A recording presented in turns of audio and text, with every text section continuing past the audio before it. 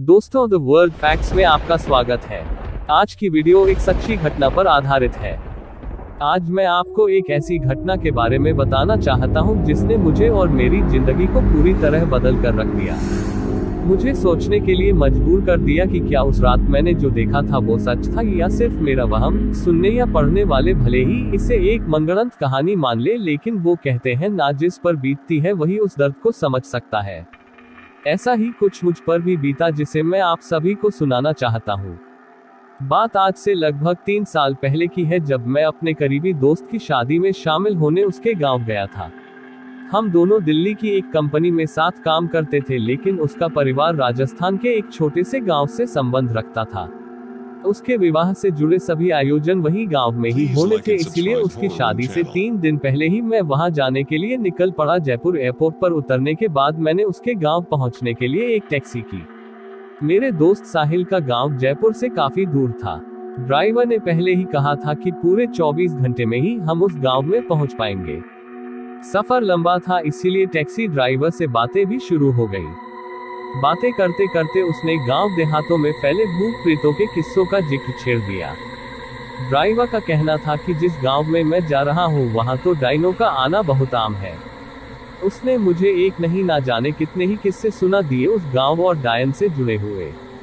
अब आप तो जानते ही हैं कि दिल्ली जैसे महानगर में रहने वाले युवा कहां इन आत्माओं और डायनों की बात पर यकीन करते हैं।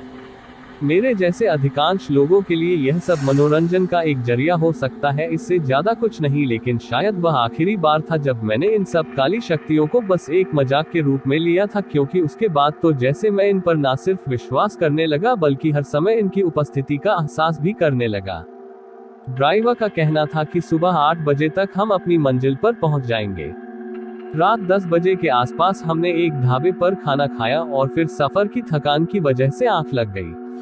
अचानक हमारी गाड़ी खराब हो गई, और वो भी ऐसी जगह जहां से कुछ भी मदद मिलना लगभग नामुमकिन था। मुझे समझ नहीं आ रहा था कि क्या किया जाए। सुबह होने का इंतजार भी नहीं कर सकते थे और आसपास कोई ठीक जगह भी नहीं थी। ड्राइवर का कहना था कि 2-3 किलोमीटर पर एक ढाबा है, आप वहां पहुंच जाओ, मैं गाड़ी ठीक करवा कर आ जाऊंगा। मैंने उसकी बात मान ली और पैदल चलने लगा। बहुत चलना था, इसीलिए कानों में ईयरफोन लगा लिया और सोचा टाइम पास हो जाएगा। कुछ दूर चलते ही मुझे ऐसा लगा जैसे मेरे साथ कोई चल रहा है। बड़ी तेज महक सी आई और बहुत देर तक अपने साथ किसी और के होने का एहसास हुआ। पहले लगा कि जैसे यह मेरा वहम है, लेकिन धीरे धीरे वो वहम हकीकत या यूं कहें भयानक हकीकत की शक्ल लेने लगा।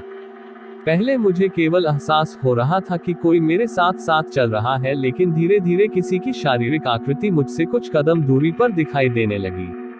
वह एक सुंदर लड़की थी। उसने मुझसे पूछा, इतनी रात को अकेले मैं कहाँ जा रहा हूँ? तो मैंने उसे अपनी कहानी बता दी कि कैसे गाड़ी खराब हुई और मैं पैदल चलने के लिए मजबूर हुआ। मैंने भी उससे यही सवाल किया कि वह इतनी रात को यहाँ क्या कर रही है। उसने मुझे बोला कि वह अक्सर इस रास्ते पर आती जाती है। इससे पहले मैं उससे कुछ और पूछता, उसने मुझे बोला कि आपके दोस्त की शादी तो कल है ना, आप कैसे पहुंच पाओगे? उसका यह सवाल सुनकर मैं हैरान रह गया कि उसे कैसे पता।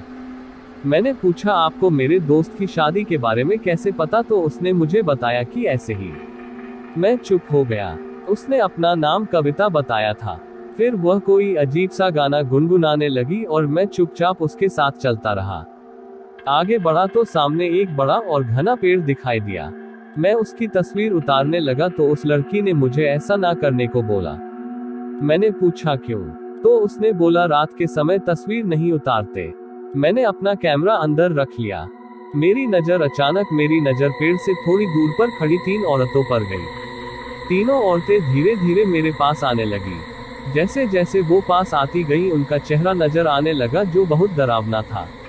वह मुझे अपने पास बुलाने लगी, लेकिन कविता ने उनका इशारा देख लिया और मुझे तेज तेज चलने के लिए बोला। मैं चलने क्या भागने लगा।